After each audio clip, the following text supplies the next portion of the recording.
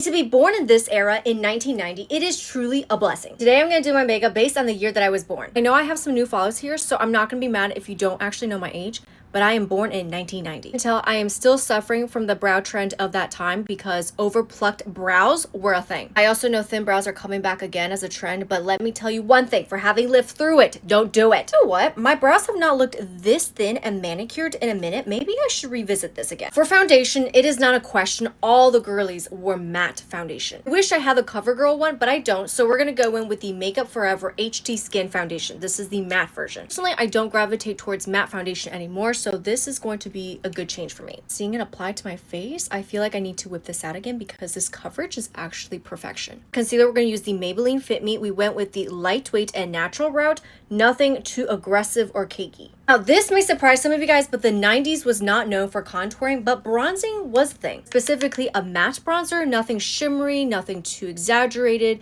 We're just going to warm up the face. They weren't going for that chisel look that you see today, but more just to enhance your natural features. For blush, they preferred a matte powder blush and keeping it right on the center of the cheeks. No such thing as blush blindness. For shades, they still have pinks, they have peaches, corals, mauves, everything in between. Go in with a little bit of this one from L'Oreal right on the high points just to pick up some light. It's very subtle, it's very demure. One more thing that might shock you, highlighters. I don't think we ever used that. If you were to mention highlighters back then, we would have looked at you like you were the crazy person. It was all about matte. Everything was matte, so setting powder was definitely a thing, whether it was loose or pressed, and I'm just going to use my Laura Mercier one. It is a classic. Make sure your T-zones are mattified to the bones. For the eye makeup, this is where things get a little confusing because in one camp you have this grungy look. You have your browns, your charcoals, your deep purple, sometimes black, but it's very smudgy. It has an undone look. Other side, I feel like most people would associate the 90s with this pop princess look. So think pastels. You have your icy blues, your lilacs, your light greens. It was about mattes plus shimmers. Before we go in with any color shadows, we're going to sweep it with this brown shade first. I'm actually going to go for a pop princess look because I typically do the grungy look.